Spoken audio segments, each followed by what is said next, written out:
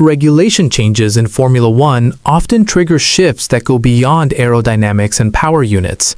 Suspension philosophy, traditionally shaped by packaging and airflow priorities, has once again become a central engineering decision ahead of the 2026 season.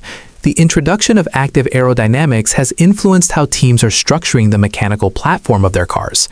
During the Barcelona shakedown, it became clear that most teams have altered their direction compared to previous years. Up to 2025, the pull rod configuration was widely favored across the grid. For 2026, however, 8 of the 11 teams present opted for a push rod layout. McLaren, Mercedes, Red Bull, Ferrari, Racing Bulls, Aston Martin, Haas, and Audi have adopted push rod, while Williams, Alpine, and Cadillac retained the pull rod concept. In a push rod system, the rod connects the upper region of the chassis to the wheel upright, typically near the lower suspension arm.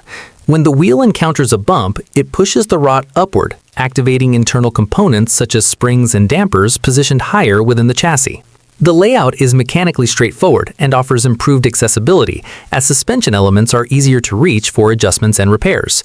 Engineers value the push rod for its broader setup window and lower design complexity. Costs and operational demands are generally reduced. The trade-off lies in a slightly higher center of gravity, since key components sit higher in the structure. This can influence stability and load transfer. There is also potential aerodynamic interference, as rods and arms may disturb airflow directed toward the floor or cooling inlets. By contrast, the pull rod system connects the lower part of the chassis to the upper wheel assembly. When the wheel compresses, it pulls the rod downward, activating suspension components mounted lower in the car. This arrangement lowers the center of gravity and can improve balance. It also tends to produce cleaner airflow around the nose and floor, offering potential aerodynamic gains. However, pull rod systems are more demanding from an engineering standpoint. Components are tightly packaged and harder to access, complicating setup changes. The geometry requires precision, increasing the risk of inconsistency. Setup flexibility can also be narrower, making the car less tolerant to varying track conditions. Under the 2026 regulations, cars rely less on ground effect and more on controlled aerodynamic variability through active front and rear wings. As a result, suspension is no longer primarily an aerodynamic tool, but plays a greater role in mechanical platform control. Teams require a system that reacts in a linear and predictable manner to support active aero transitions.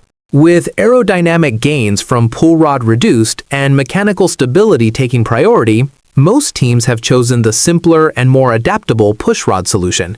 The emphasis is now on integrating suspension behavior with active aerodynamics and overall platform consistency. What's your take on the situation? Share your opinion below, and don't forget to subscribe to the channel for more Formula One updates.